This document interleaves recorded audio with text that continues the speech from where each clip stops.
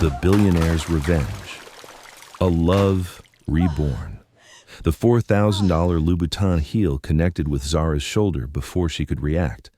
She stumbled backward, her champagne glass shattering against the marble floor of the Manhattan Plaza Hotel's grand ballroom. Her cream Valentino dress caught on the ice sculpture display as she fell, the fabric tearing, her knee cracking against the polished stone. Blood bloomed instantly through the torn silk. For a heartbeat, the entire charity gala froze. 300 of New York's elite stood in stunned silence.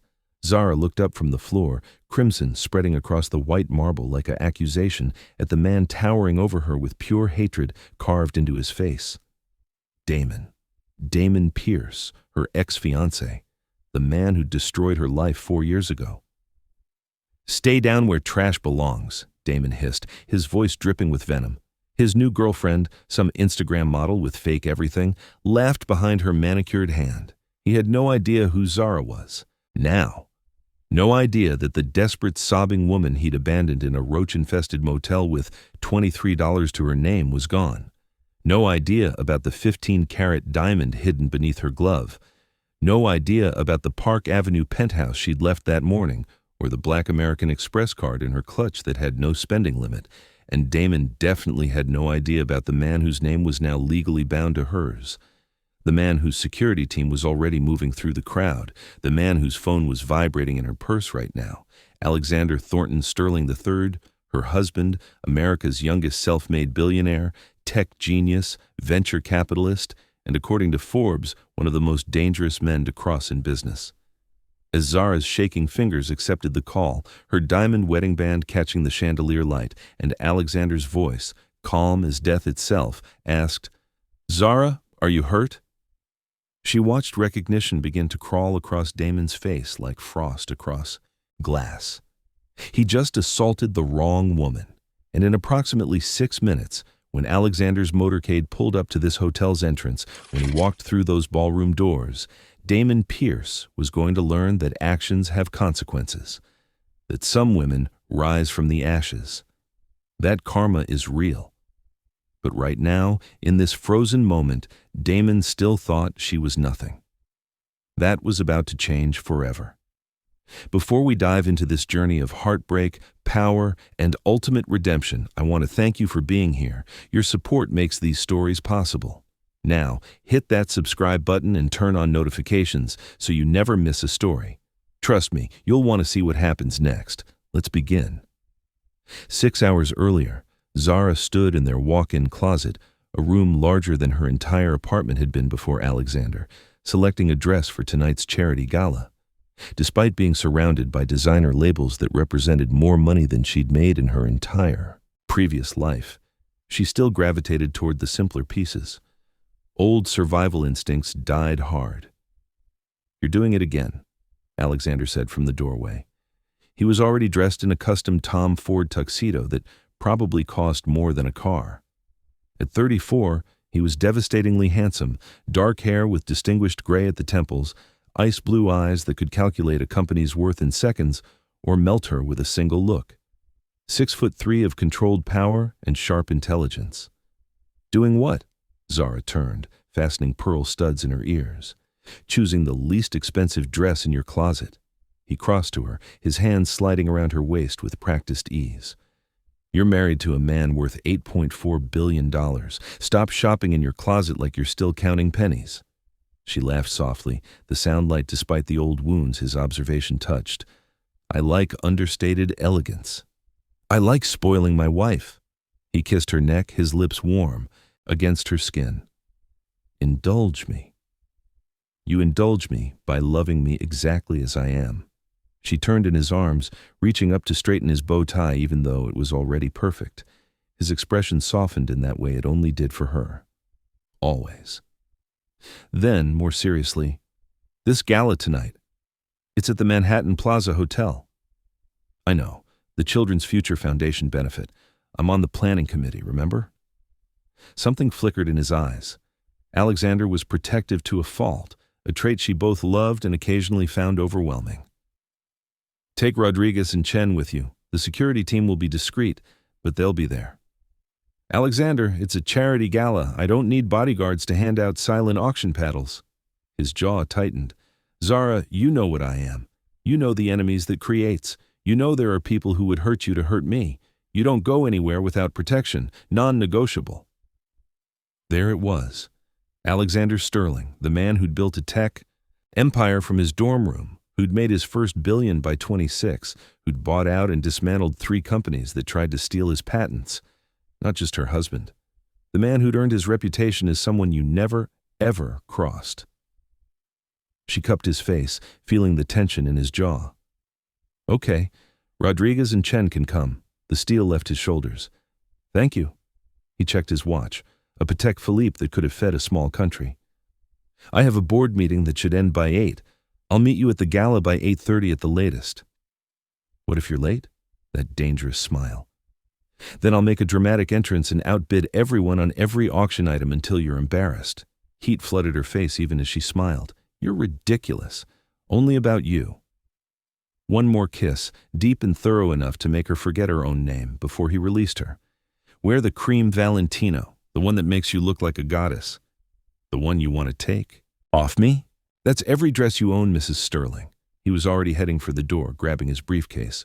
But yes, especially that one. After he left, Zara finished getting ready. She chose the Valentino because he'd asked, because it did look beautiful, because even after 2 years of marriage, she still wanted to please him. She covered her wedding ring with a glove. Alexander preferred she kept it hidden at public events. Too many questions, too much attention. As she left their penthouse, Rodriguez and Chen fell into step behind her. Former Secret Service, both of them. Alexander only hired the best. She had no idea that in a few hours she'd be grateful they were there. The Manhattan Plaza Hotel's grand ballroom was spectacular. Crystal chandeliers cascaded light across marble floors. Ice sculptures shaped like children holding hands formed a centerpiece. 500 guests in designer formal wear sipped champagne that cost more per bottle than Zara used to make in a week. She'd been circulating for an hour, checking auction items, greeting donors, playing the role of Mrs. Alexander Sterling with practiced grace. It was strange, sometimes, to be this person, the woman in couture who wrote checks with more zeros than she could have imagined 4 years ago. She was examining a Tiffany necklace up for auction when she saw him. Damon Pierce, the man who'd promised forever and delivered abandonment, the man who'd taken everything, her savings, her grandmother's engagement ring, her naive trust, the man who'd left her 7 months pregnant in a roach-infested motel with a note that said, "Can't do the family thing. You'll figure it out." The man whose baby she'd lost 2 weeks later from stress and starvation and sheer heartbreak. He was laughing, leaning against a column near the bar, his arm around a woman who was clearly 23 and clearly fake. He looked exactly the same cocky smile, same expensive taste funded by other people's money, same entitled swagger that had once seemed confident but now just seemed pathetic. Zara's champagne glass trembled in her hand. 4 years. She'd thought she was over this, thought she'd healed, but seeing him brought everything back, the pain, the betrayal. The morning she'd woken up in her car, parked behind a gas station, cramping so badly she could barely drive herself to the emergency room. The doctor's sympathetic face delivering news that shattered what was left of her, the grief that had nearly consumed her. She should turn around, walk away. He was her past, and she had a beautiful present, a man who loved her, a life beyond her wildest dreams, but her feet wouldn't move. And then Damon looked up. Their eyes met across the ballroom. For a moment, nothing. Then recognition flashed across his face, followed by shock, then something uglier. Contempt. He whispered something to the Instagram model, whose eyes widened as she looked at Zara. Then they both started walking toward her. Every instinct screamed at Zara to run, but she was frozen. Rodriguez and Chen were moving closer, sensing trouble, but they couldn't stop this, couldn't protect her from ghosts. Well. Damon's voice was exactly as she remembered, smooth, mocking, cruel underneath the charm. Zara Jackson, didn't expect to see you here. Thought you'd be at the soup kitchen where you belong. She found her voice, hating how it shook. Damon, I have nothing to say to you. What's wrong? Still bitter. He looked her up and down with exaggerated assessment.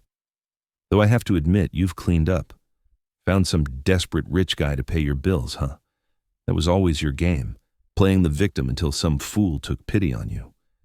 The words landed like physical blows. She felt 4 years of healing crack.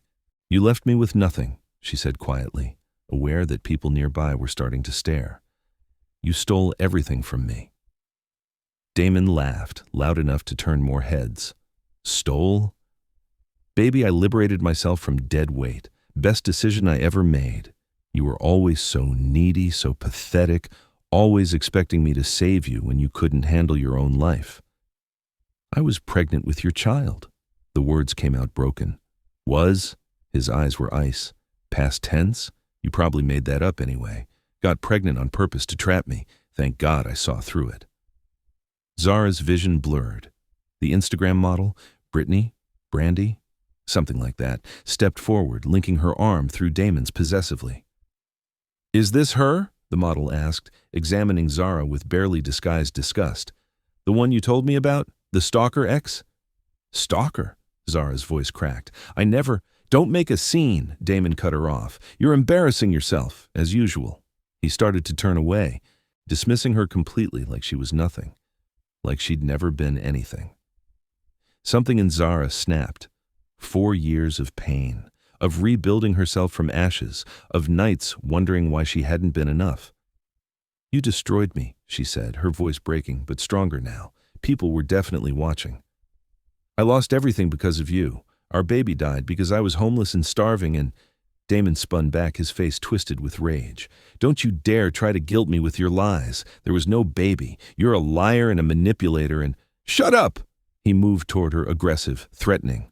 Rodriguez was there instantly, his hand inside his jacket where Zara knew he kept his weapon. Chen had his phone out, already calling Alexander, but Damon barely noticed them. What? You hired some rent-a-cops to make you feel important? How much are you paying these guys to pretend anyone gives a damn about you? Sir, step back, Rodriguez said in a voice that had stopped more.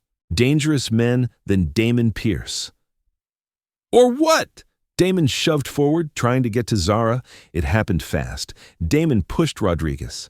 In the scuffle, as Rodriguez moved to restrain him without causing a scene, Damon's hand connected hard with Zara's shoulder. The champagne glass flew from her hand. She stumbled backward, heels catching on her dress, the world tilting. She crashed into the ice sculpture display. The sound of shattering ice and glass filled the ballroom. Her dress tore on the metal frame. Her knee hit marble with a crack that made her scream. Pain exploded up her leg. The ballroom went completely silent. 300 people, frozen in mid-conversation, mid-drink, mid-laugh. Zara looked up from the floor, blood spreading across her torn dress, at Damon standing over her. Stay down where trash belongs, he snarled. He didn't see Rodriguez tackle him to the ground, didn't see Chen already on the phone, speaking rapid fire into his earpiece, didn't see 5 other members of Alexander's security team materializing from the crowd, because Zara's phone was ringing. Alexander's name flashed on the screen. She answered with trembling, bloody fingers. Zara. Alexander's voice was quiet, deadly calm, which was so much worse than yelling. Are you hurt? Her voice broke. I'm okay, just a scratch. Don't lie to me. Steel underneath silk. Chen says you're bleeding. Are you hurt? My knee. I fell, but I'm fine, really. Who touched you? She closed her eyes. When she opened them, she saw Damon's face, confusion starting to replace contempt. My ex-fiancé, Damon Pierce, but it's fine. Security has him. Put Rodriguez on the phone, now. She handed her phone to Rodriguez with shaking hands, watched as his expression went from professional concern to something close to fear as he listened to whatever Alexander was saying. He responded in clipped sentences, too quiet for her to hear, then handed the phone back. Zara. Alexander's voice was softer now, but no less intense. Baby, I need you to listen to me. I'm 7 minutes away. Do not let him leave. If hotel security tries to release him, tell them who you are. Use my name. Do you understand? Alexander, please don't do anything. He put his hands on you. He hurt you. Each word was precisely enunciated, controlled fury. There is no universe in which that man walks away from this without consequences. The line went dead. Zara looked at Rodriguez, who'd pulled Damon to his feet and zip-tied his hands. At Chen, who'd positioned himself protectively beside her. At Damon, whose confident swagger was starting to crumble as he looked around at the security team that had materialized. At the Instagram model, screaming that Zara was crazy, that Damon was the victim. At 500 guests with their phones out, recording everything. And she felt it, cold certainty settling in her bones. Damon Pierce had no idea what he'd just done. If you're loving this story, hit that like button right now. And subscribe, because what happens when Alexander arrives is going to blow your mind. Comment below and tell me, what do you think Alexander's going to do to Damon? Let's find out together. Hotel security arrived within 2 minutes. The head of security, a stern woman named Margaret, tried to take control. "Everyone needs to step back," Margaret announced. "Sir, we're going to need to release you and—" "No," Rodriguez's voice was flat, absolute. Margaret bristled. "Sir, I'm head of security for this hotel. This man needs to be released to police custody or—" "This man assaulted Mrs. Sterling," Rodriguez said. "He's not going anywhere until Mr. Sterling arrives." The ballroom went even quieter. Mrs. Sterling.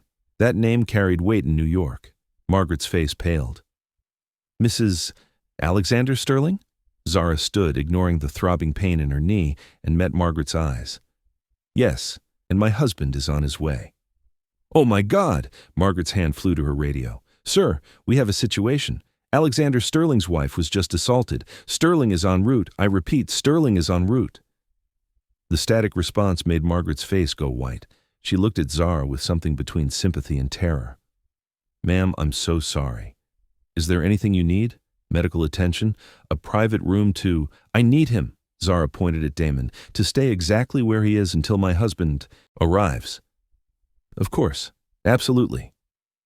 "Sir," Margaret turned to Damon, whose bravado was rapidly evaporating. "You're going to need to remain here." "This is insane!" Brittany Brandy shrieked. "She attacked him. He was defending himself." "Ma'am, we have everything on camera," Margaret said, her voice hard now. "Multiple angles. We saw exactly what happened." A hotel medic arrived with a first aid kit.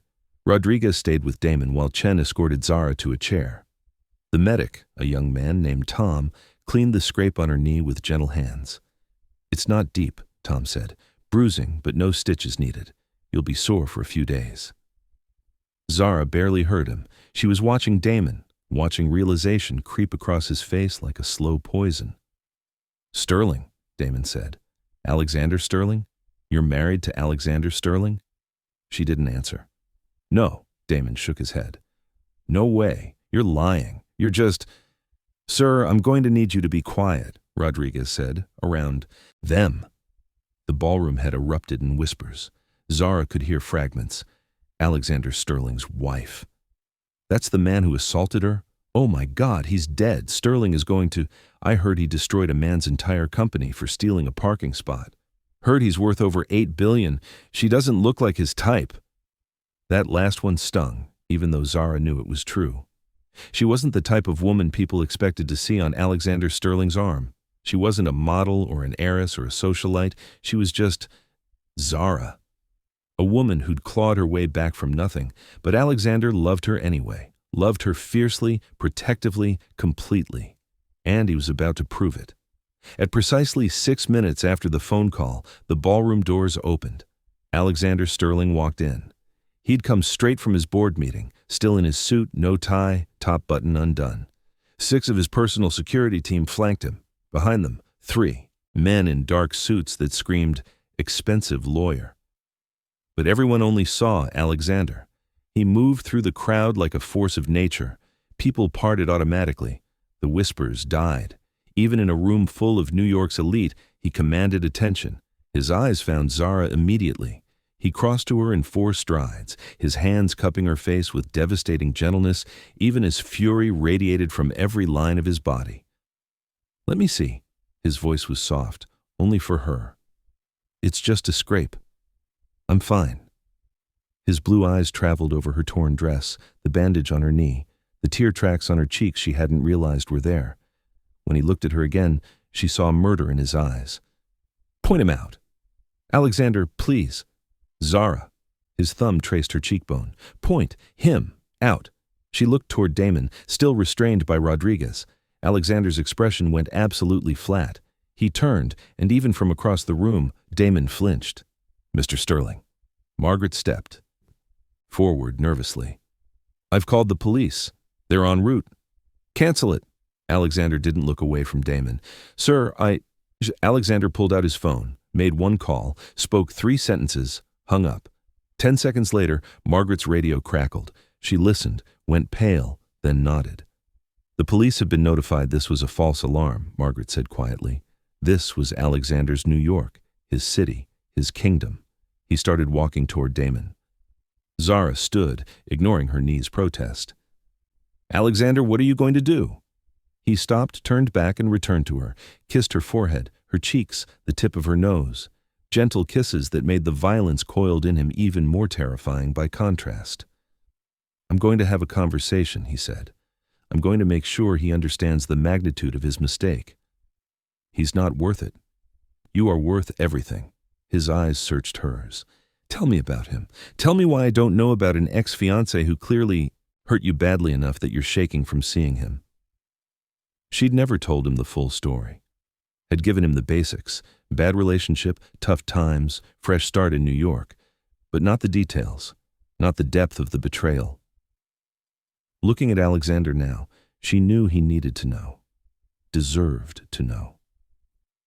"His name is Damon Pierce," she began quietly. "We were together for 4 years, engaged for 8 months. I thought he loved me. I worked 60-hour weeks to support us while he found himself and built his business. I paid our rent, our bills, our everything. I bought his clothes, his car, his freedom to dream." Alexander's jaw clenched, but he stayed silent. "Then I got pregnant. I was terrified, but so happy. I thought he would be too. I thought we'd build a life together." Her voice cracked. "He waited until I was 7 months along, until I'd prepared everything, the nursery, the baby clothes, the name, until I believed in our future. Then one day I came home from work, and he was gone." "Zara," Alexander's voice was raw. "He emptied my bank account, every cent I'd saved. He took my grandmother's engagement ring, the only thing I had left of her. He took the car that was in my name, and he left me a note." The memory still burned. "Can't do the family thing. You're too needy. Figure it out yourself." That's what it said. Jesus Christ! Alexander pulled her against his chest, holding her so tightly she could barely breathe. "I lost my apartment. Lost my job because I couldn't work 16-hour days while 7 months pregnant and homeless. I lived in a shelter for a week until they kicked me out for missing curfew. I was working a night shift at a gas station, the only job I could get." She was crying now, the words pouring out like poison. "Then I lived in my car. I tried to eat, tried to stay healthy for the baby, but I had nothing. No money, no food, no one. And then," his voice was thick, "and then one morning I woke up and there was blood everywhere." She couldn't continue, couldn't describe the pain, the fear, the lonely ambulance ride. "You lost the baby. It wasn't a question. At a county hospital, alone. They said it was stress-induced, malnutrition. My body couldn't sustain the pregnancy. The grief was as fresh as if it had happened yesterday. I lost everything. The baby, my home, my future. I wanted to die, Alexander, I really did." "But you didn't." His voice broke. "No, I got angry instead. Spent 2 years rebuilding, worked 3 jobs, saved every penny, applied for a position at your company because I wanted to prove I could survive, that I could thrive." She pulled back to look at him. "And then I met you at that ridiculous team-building event. You talked to me about code architecture for an hour like I was the only person in the room. You asked me to coffee, to dinner, to stay." She cupped his face. "You saved me, Alexander. You gave me back my life. You saved yourself." His thumbs wiped. Her tears. "You were already whole when I found you. I just recognized what everyone else was too blind to see. That you're extraordinary." He kissed her, deep and soft. "You're the strongest person I've ever known." "I don't feel strong right now." "Because he's a ghost from a past that's still haunting you." His expression hardened. "But ghosts can be exorcised, and I'm very good at making problems disappear." He stood, buttoning his suit jacket with controlled precision, and turned to his lawyers. I want everything. Employment history, financial records, every woman he's dated, every business deal, every parking ticket, everything. One of the lawyers nodded, already on his phone. Alexander walked toward Damon. The ballroom held its breath. This is about to get intense. If you're not subscribed yet, do it now. Drop a comment. Do you think Alexander's going too far, or is Damon about to get exactly what he deserves? Let's watch this unfold. Alexander Sterling stopped, 3 feet from Damon Pierce. The difference between them was stark. Alexander in his perfectly tailored suit, radiating controlled power. Damon in zip ties, swagger gone, fear creeping into his eyes. Who the hell are you? Damon tried for bravado, but his voice shook. My name is Alexander Sterling. Calm, pleasant even, which made it more terrifying. The woman you just assaulted is my wife. Damon went white. She's lying. I never. Alexander held up one hand. Damon's mouth snapped shut. Let me explain something to you, Mr. Pierce. I'm going to speak slowly so you understand every word. Alexander's voice was conversational, reasonable, like he was discussing the weather. You hurt my wife. You pushed her. You made her bleed. You made her cry. And that means you just made the worst mistake of your entire life. I didn't know she was married, Damon stammered. I swear I didn't know. You think I'm angry because of a legal document? Alexander's laugh was cold. No, I'm angry because 4 years ago you destroyed the woman I love. You left her pregnant and homeless. You stole everything she had. You caused her to lose a child she desperately wanted. And then tonight you had the audacity to put your hands on her again. Damon's face went gray. The Instagram model behind him looked like she might faint. Let me explain how this works. Alexander gestured to one of his lawyers who handed him a tablet. I control Sterling Tech, Sterling Ventures, Sterling Properties, and 47 subsidiary companies. I have a net worth of $8.4 billion. I employ 37,000 people. I have connections in government, finance, media, and places you can't imagine. He scrolled through the tablet. And in the 6 minutes since you assaulted my wife, I've learned everything about you. He began to read, his voice conversational. Damon Marcus Pierce, age 33, works at Pierce & Associates Real Estate, his father's company. Current salary $95,000. Trust fund worth approximately $800,000. Engaged to Brittany Chen, daughter of Chen Industries VP of Operations. He looked up. Should I continue? Damon couldn't speak. You have a pattern, Mr. Pierce. 4 women before Zara, same MO every time. Date them, move in, let them support you while you build your business. Then, disappear with whatever you can carry when they get too attached, or in Zara's case, pregnant. Alexander's eyes were glacial. You're a parasite, a con artist who preys on women who make the mistake of loving you. That's not... She's lying about... Alexander kicked Damon's legs out from under him. Damon crashed to the marble floor, the air rushing from his lungs. Brittany screamed. Security guards looked away. Nobody was going to stop this. Don't! Alexander crouched beside Damon's gasping form. Don't you dare call my wife a liar. I have medical records from the county hospital. I have bank statements showing exactly how much you stole. I have your note. Yes, I found it. Technology is wonderful, telling her to figure it out herself. I have testimony from the 3 other women you conned. He grabbed Damon's collar, forcing him to meet his eyes. I have everything, you pathetic excuse for a man. Please, Damon wheezed. I'm sorry. I'll apologize. Your apology means nothing. Alexander released him with disgust. Your remorse is worthless, but I'm not going to kill you. He stood, straightening his suit. Death would be too quick, too easy. He turned to his lawyer. Carter, what did we find? Carter, a man in his 50s with silver hair and a face like a shark, consulted his own tablet. Pierce & Associates is heavily leveraged. The company borrowed $3.2 million last year, with Damon's father's personal assets as collateral. They're 2 months behind on the loan payment. Interesting, Alexander smiled. It wasn't a nice smile. Who holds the loan? Sterling Financial, sir, one of your subsidiary companies. Even more interesting. Alexander looked at Damon.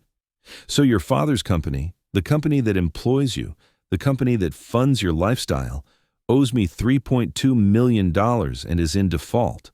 What happens to companies in default, Carter? Foreclosure proceedings begin. Assets are seized. The business is liquidated. But I could choose not to do that, Alexander continued. I could extend the loan, give them more time, if they cooperate. Damon's eyes widened in horror. No, please, my father. He doesn't know about. Please don't involve him. Too late. Alexander pulled out his phone. I'm calling him now. Wait! Damon struggled against Rodriguez's hold. What do you want? I'll do anything. Alexander paused, phone in hand. Anything? Yes, anything. Just don't ruin my father's business. He's a good man. He doesn't deserve, but you deserve to ruin Zara's life? Alexander's voice went deadly quiet.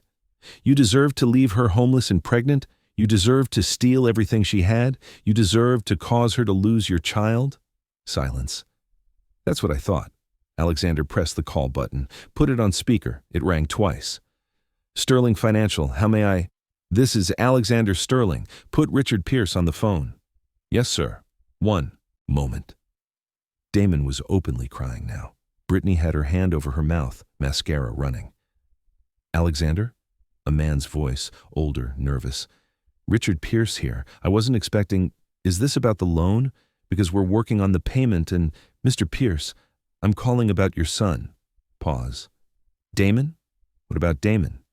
He assaulted my wife tonight at a charity gala, multiple witnesses, video evidence. My wife is bleeding and traumatized because your son put his hands on her in violence. What? Richard sounded genuinely shocked. Damon, what? There must be some mistake. Damon wouldn't. There's no mistake, Mr. Pierce, and that's not all. Did you know your son has a pattern of conning women, that he finds vulnerable women, moves in with them, lives off their money, then disappears with whatever he can steal when they become inconvenient? No, that can't be. I have documentation, bank records, testimony from multiple victims, one of whom was 7 months. Pregnant when your son abandoned her, stole her life savings and left her homeless. She subsequently lost the baby from stress and malnutrition. The sound Richard made was wounded. Oh my God. That woman is now my wife, Mr. Pierce. And tonight, your son not only verbally assaulted her but physically pushed her, causing her to fall and injure herself in front of 300 witnesses at one of New York's most prestigious charity events. I didn't know, Richard's voice broke. I swear to God, Alexander, I didn't know. If I had known, now you know, so here's what's going to happen. Alexander's voice went businesslike. Your son is going to issue a public apology to my wife and every woman he's victimized. He's going to enter a residential therapy program for a minimum of 6 months to address his abusive patterns. He's going to pay full restitution to every woman he's stolen from.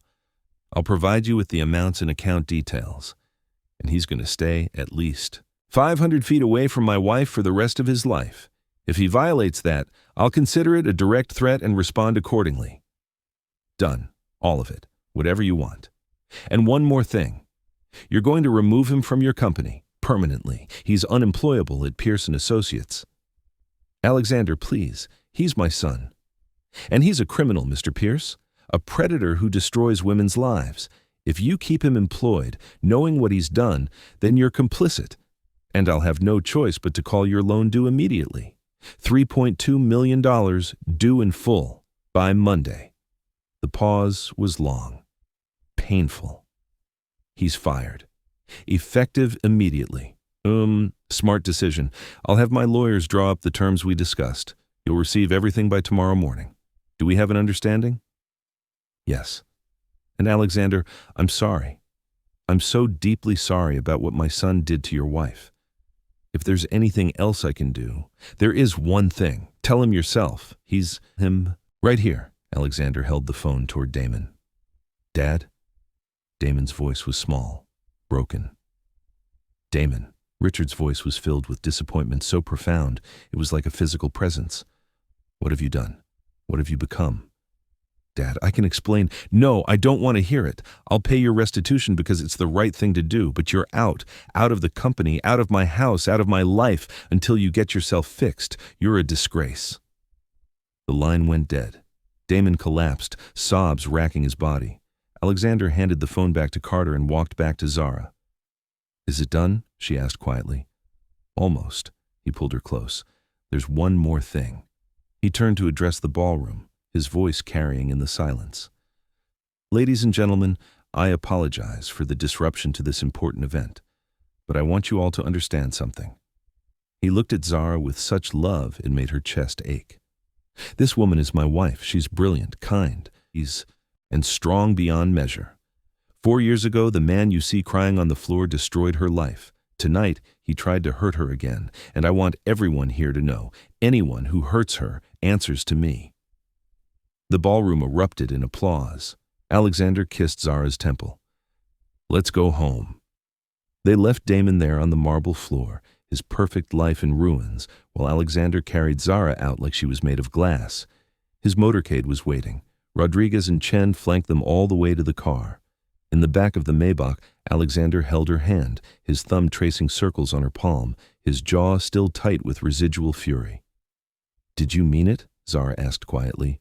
Everything you said to his father? Every word.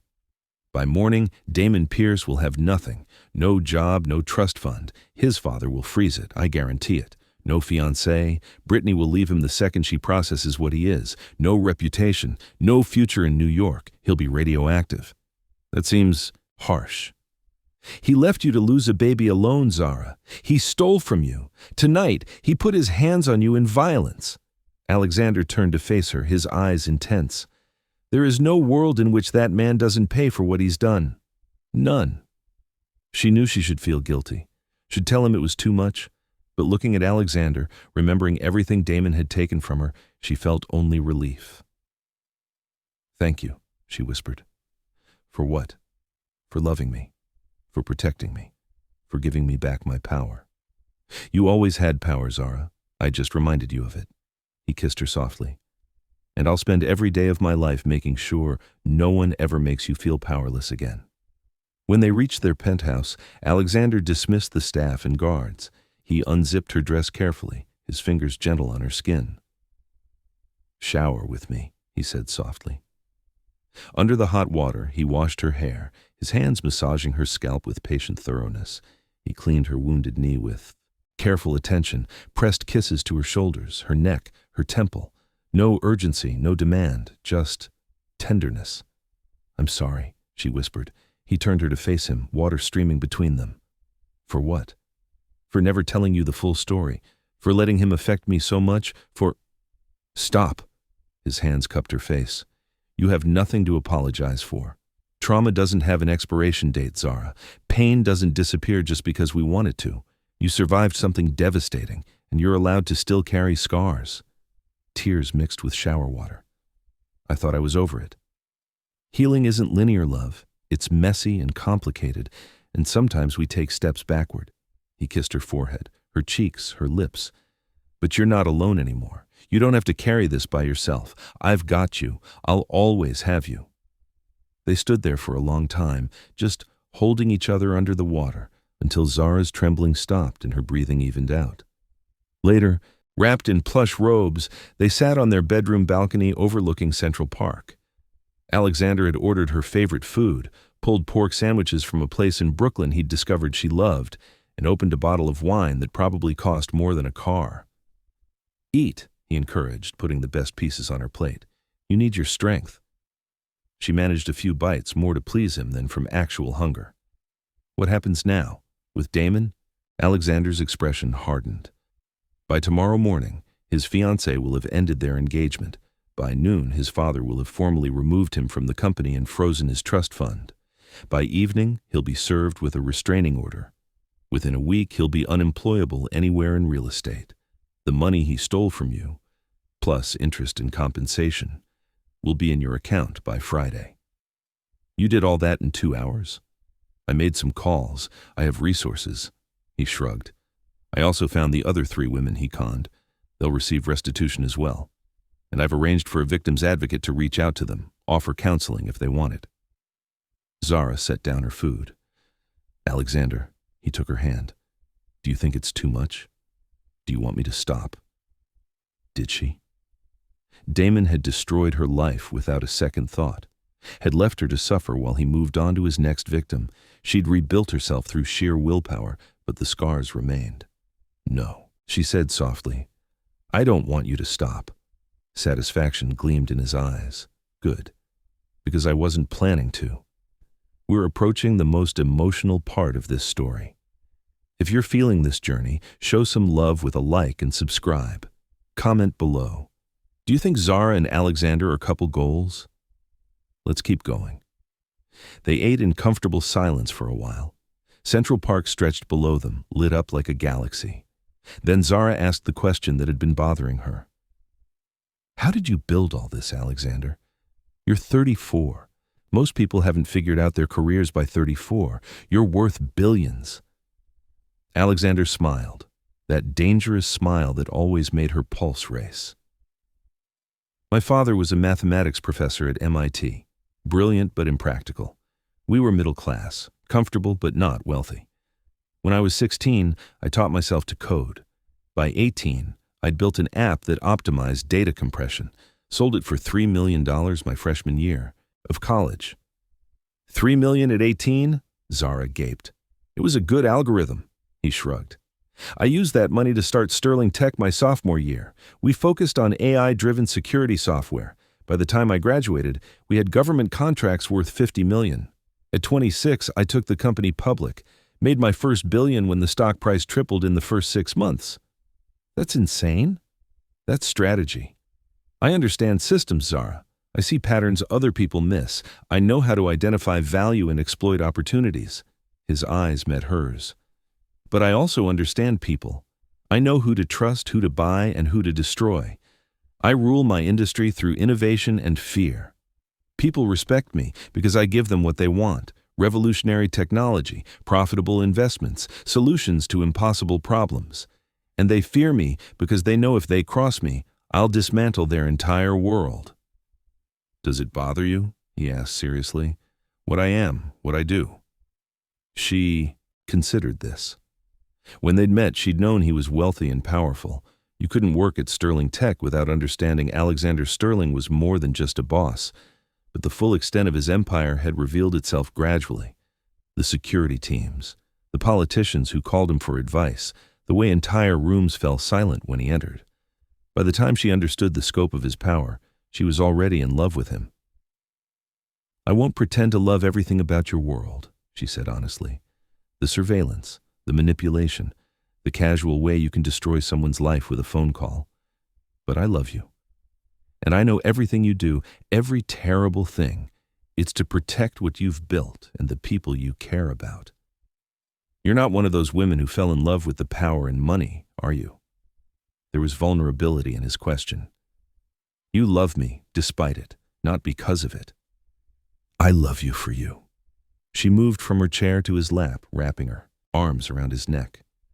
The man who makes me coffee every morning even though we have staff for that, who quotes obscure coding jokes to make me laugh, who holds me when I have nightmares, who makes me feel safe and cherished and valued, that's the man I love. He buried his face in her neck. I don't deserve you. We deserve each other. She tilted his face up. We're both survivors, Alexander.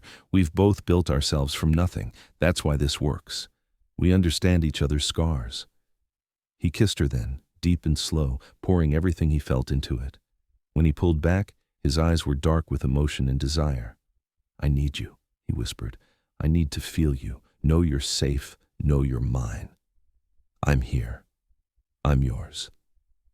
He carried her inside, laid her on their bed with reverent care. Their lovemaking was slow and intense, a reaffirmation of everything they were to each other. Every touch was a promise, every kiss a declaration, every whispered word a vow. And when they finally lay tangled together, breathless and sated, Zara felt the last of the day's trauma release its grip on her heart. I love you, she whispered against his chest. He murmured back, already half asleep, my everything. She fell asleep in his arms, safe and loved, while outside their penthouse, Alexander's empire worked through the night to dismantle Damon Pierce's entire existence. The next morning, Zara woke to Alexander's phone, ringing incessantly. He extracted himself from her arms with a whispered apology, taking calls in his study. She stretched, feeling the pleasant soreness from last night, and checked her own phone. 47 missed calls, 18 voicemails, hundreds of text messages. Her stomach dropped. The first text was from her best friend Jasmine back in Chicago. "Girl, what the actual hell? You're married to Alexander Sterling? And your ex is getting destroyed online? Call me right now." Amara's hands shook as she opened Twitter. The top trending topic in New York was Donner Manhattan Plaza incident. Someone had posted the security footage, the entire confrontation, Damon pushing Rodriguez, knocking her down, standing over her with that cruel expression. The video had 23 million views. But that wasn't the worst of it. Someone, definitely Alexander's people, had created a thread exposing Damon's entire history. Bank statements showing the money he'd stolen from her, medical records from her miscarriage, with identifying details redacted, but the story clear. Testimony from 3 other women, each describing the same pattern of abuse. His engagement announcement to Brittany next to a timeline, proving he'd started dating her while still taking money from his previous girlfriend. The internet was eviscerating him. But worse, someone had revealed Alexander's identity, photos of them together at various events, their marriage certificate, articles about Sterling Tech, Sterling Ventures, Alexander's net worth, his reputation. "Oh God," Zara whispered. Alexander returned, his expression grim. "You've seen it. The whole world has seen it." "Good." He sat beside her, taking the phone from her trembling hands. "I want everyone to know. Want everyone to understand what happens when someone hurts you. Alexander, your identity, your privacy, was going to come out eventually. I'm not concerned about that." He showed her his own phone. "Look at the comments. Look at how people are responding." He was right. Thousands of comments poured in. "That man is absolute trash. She deserves better and found it. Alexander Sterling going full protective husband mode. That's true love right there. The way he carried her out of that ballroom like she was the only person in the world. That's how you love someone. Damon Pierce trending for being exposed as a con artist. Good. Rotten hell, buddy. Zara, if you see this, you're a queen. Hold your head high, girl." The fact that he assaulted his ex, who's now married to a billionaire and got shocked when his life ended. The audacity. "I want a man who destroys my enemies like Alexander Sterling. That's relationship goals." More texts came through. Former colleagues from Sterling Tech offering support. Alexander's business associates sending flowers. Even some celebrities she'd never met tweeting their support. "How are you so calm about this?" Zara asked. Alexander shrugged. "Because controlling the narrative is part of controlling power. Yes, people now know I'm your husband. They know what I am. But they also know that I protect what's mine with absolute ruthlessness. That's not bad for my reputation. It's reinforcement." His phone rang again. He glanced at the caller ID and smiled coldly. "Speaking of which," he answered, putting it on speaker. "Richard Pierce, thank you for calling." "Mr. Sterling." An older man's voice, exhausted and broken. "I wanted to let you know. Damon's trust fund is frozen. He's been removed from all company materials. His apartment was in my name. I've had him evicted. He has nothing. And the restitution? Being processed now. All 5 women will receive full payment by end of business Friday, as you requested." Richard paused. "I also wanted to apologize again. For my son. For not seeing what he was. If I'd known. You know now. That's what matters. He's in a program, residential therapy. They think it'll take a year, maybe more, to address the underlying issues." Richard's voice cracked. "I don't know how I raised a man who could do those things. I thought I'd taught him better. Sometimes people choose to become monsters, Mr. Pierce. That's not your fault. What matters is how you respond when you discover the truth." "Thank you for saying that. And Mr. Sterling, the loan. Your company extended it. The terms are incredibly generous. I don't understand why." "Because you did the right thing. You held your son accountable even though it cost you. That deserves recognition." Alexander's voice softened slightly. "Pay the loan back when you can. No rush. Thank you, truly." Richard hung up. Zara stared at Alexander. "You extended his father's loan? After everything?" "Richard Pierce isn't his son. He's a good man who built a legitimate business and is now dealing with the fallout of his son's choices. Why should he lose everything because his son is a predator?" Alexander pulled her close. We punish the guilty, Zara, not innocent bystanders. Over the next few days, Zara watched Damon's world crumble in real time. Brittany posted a 47-slide Instagram story explaining why she'd broken up with him, complete with receipts of his lies and manipulation. It went viral. Pierce and Associates released a statement formally severing ties with Damon and announcing enhanced screening for future employees. 3 major news outlets ran features on financial abuse in relationships, with Damon as the cautionary tale. The public apology came on the 4th day. Damon, looking haggard and broken, stood in front of cameras outside the therapy facility.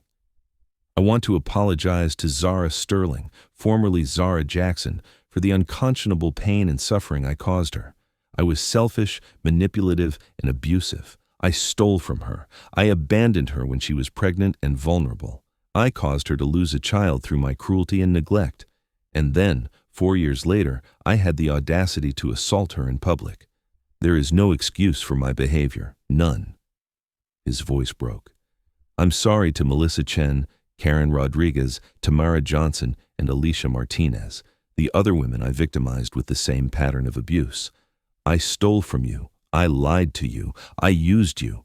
I'm entering long-term residential therapy to address my issues and will spend the rest of my life trying to make amends. He looked directly into the camera, and Zara knew Alexander had scripted this part specifically.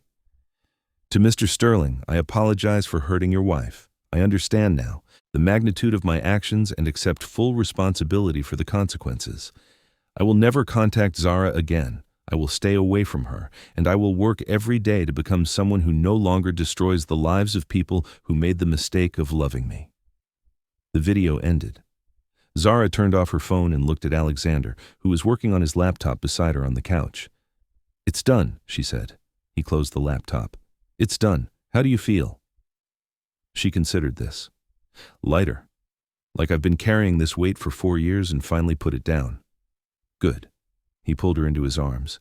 You never have to carry anything alone again. Whatever burdens you have are ours now. We shoulder them together. That's not fair to you. Love isn't about fairness, Zara. It's about choice. I choose you. Every day, every moment, I choose you. She kissed him, pouring 4 years of pain and healing and gratitude into it.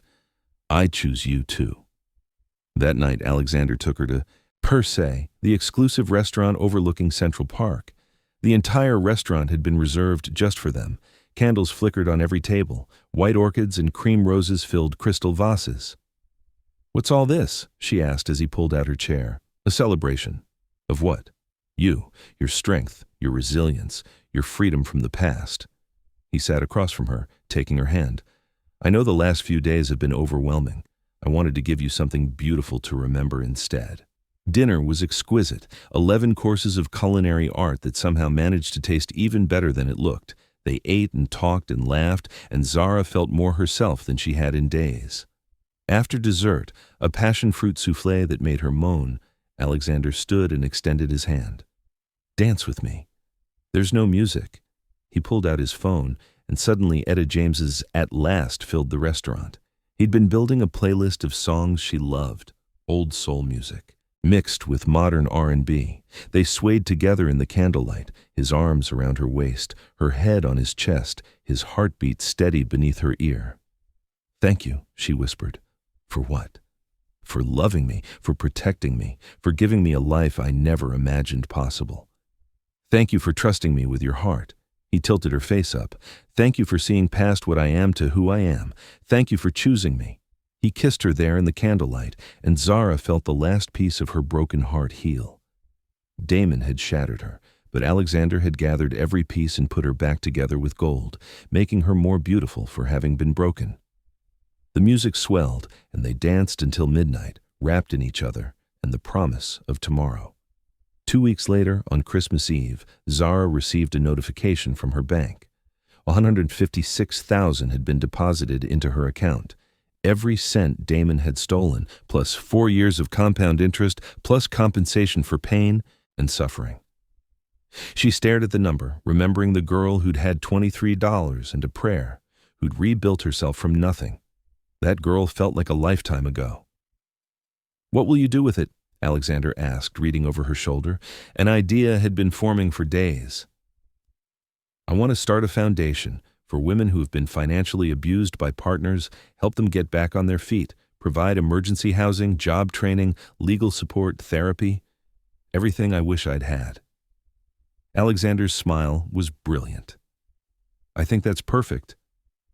It's a lot of money to start something like that, and I'd need help with the legal structure and… Zara, he turned her to face him, I'll match whatever you put in, and I'll provide the building, the staff, the legal team, whatever you need. We'll call it, he considered, the Phoenix Foundation, because everyone deserves to rise from the ashes. Zara's eyes filled with tears. That's perfect. Then it's done. We'll start immediately. You'll be changing lives by spring. That evening, their penthouse filled with people for their annual Christmas Eve party. Alexander's business partners mingled with Zara's friends from Sterling Tech. Security team members brought their families. It was a strange mix of worlds, but somehow it worked. Jasmine had flown in from Chicago and spent the entire evening staring at everything with her mouth open. Girl, she whispered to Zara in the kitchen, your husband is fine and rich and obsessed with you and destroyed your ex. You're living an actual fairy tale. Zara laughed. It's pretty surreal. Surreal? Zara, 4 years ago you were sleeping in your car. Now you're married to Alexander Sterling, living in a penthouse that probably costs more than a small country, starting a foundation and attending charity galas. How did this even happen? I got a job at Sterling Tech. We met at a company retreat. He asked me to dinner. I said yes. The rest just happened. Just happened? Girl, he bid $200,000 for a charity dance with you at that retreat. That's not just happened. That's fate. Alexander appeared behind Zara, wrapping his arms around her waist. Best $200,000 I ever spent. Jasmine fanned herself. And he's romantic.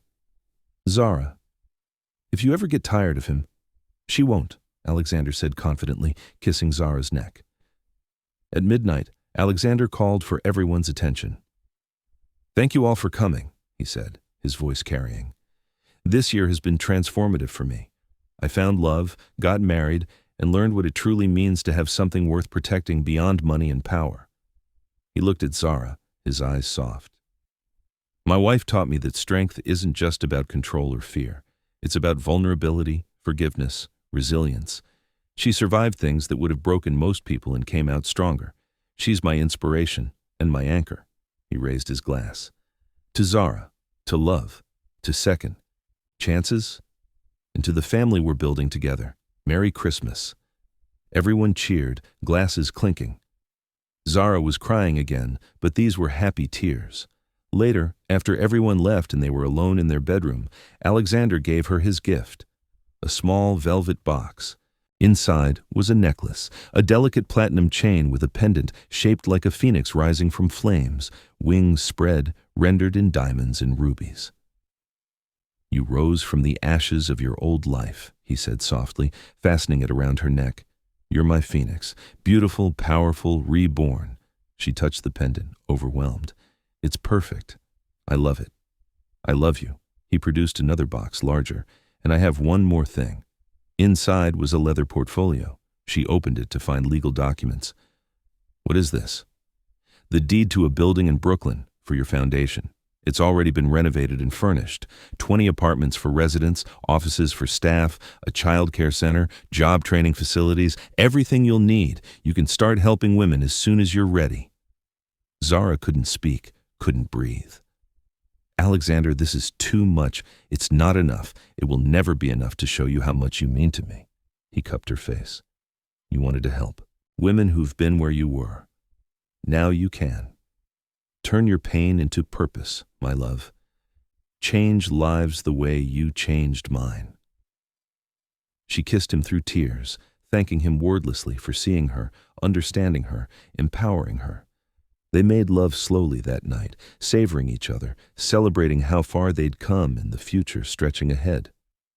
As Zara lay in Alexander's arms afterward, watching snow fall on Manhattan through their bedroom windows, she thought about the journey that brought her here. The pain of betrayal, the darkness of loss, the slow climb back to herself, the unexpected love that changed everything. Damon had tried to break her.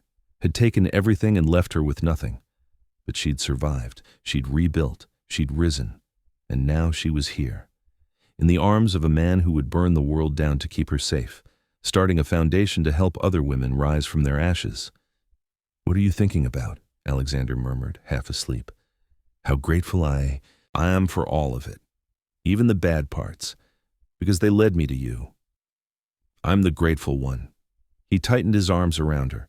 "You gave me something I never thought I'd have, a home, not a penthouse or a property, but a real home, a place I want to return to every night, a person who makes me want to be better. You are better. You're the best man I know." He laughed softly. "I'm a ruthless billionaire who destroys people's lives when they cross me, Zara. You're my ruthless billionaire, and you have a good heart, even if you hide it under layers of intimidation and designer suits. But only for you. Everyone else gets the intimidation." She smiled against his chest. "I can live with that." They drifted to sleep as Christmas morning dawned, two survivors who'd found each other against all odds, building a life from the ruins of their pasts. 3 months later, the Phoenix Foundation opened its doors. The building in Brooklyn was beautiful, modern and welcoming, with floor-to-ceiling windows that let in light, housing for 20 women and their children, job training facilities, therapy offices, a child care center, legal aid services, everything Zara had dreamed of. She stood at the ribbon-cutting ceremony, Alexander beside her, cameras flashing, tears streaming. "This foundation exists because I lived this experience," she said into the microphone. "I know what it's like to have nothing, to be abandoned by someone you trusted, to lose everything and wonder if you'll ever be whole again. But I also know that with support, with resources, with people who believe in you, you can rise, you can rebuild, you can thrive." She looked at Alexander.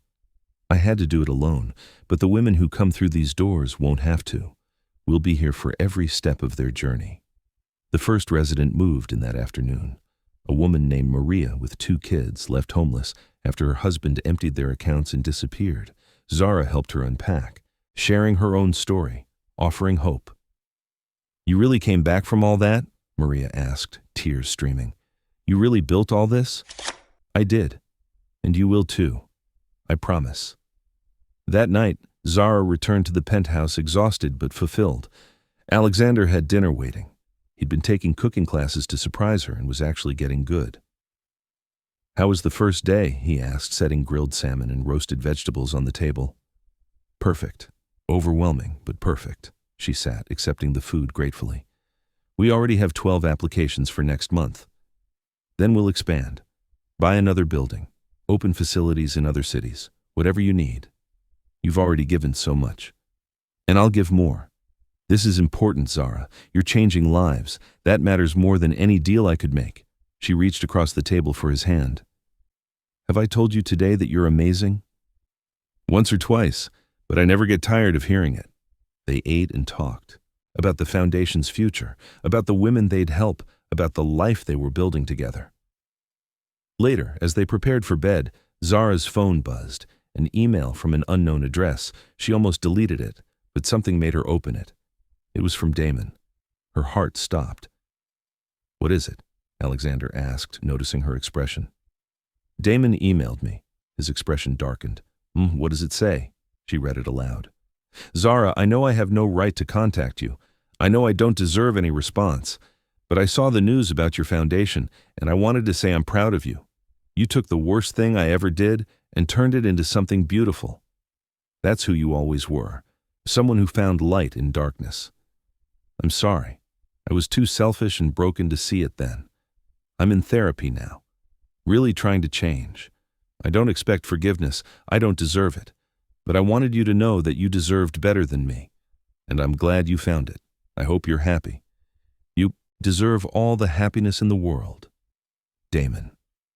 Silence filled the room. "How do you feel?" Alexander asked carefully. Zara thought about it. 4 months ago, seeing Damon's name would have sent her into a panic. Now, reading his words, she felt nothing. No anger, no pain, no satisfaction. Just nothing. "I feel free," she said finally. "Like that chapter is completely closed. Do you want to respond?" "No, there's nothing to say. He's part of my past and I'm focused on my future." She deleted the email and set down her phone. Besides, I have everything I need right here. Alexander pulled her into his arms, and she melted into his embrace. I love you, he whispered. My phoenix, my fighter, my everything. I love you too. My protector, my partner, my home.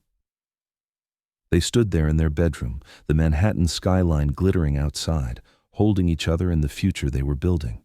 Zara had been broken, abandoned, destroyed, but she'd risen. And in rising, she'd found love, purpose, and a power she never knew she possessed, the power to transform pain into hope, not just for herself, but for every woman who walked through her foundation's doors. Damon had kicked her in that hotel, thinking she was still the broken woman he'd left behind. He couldn't have been more wrong. She was Zara Sterling now, wife to one of America's most powerful men, founder of a movement, a survivor who refused to let her story end in tragedy. And as Alexander kissed her, deep and sweet and full of promise, she knew this was just the beginning.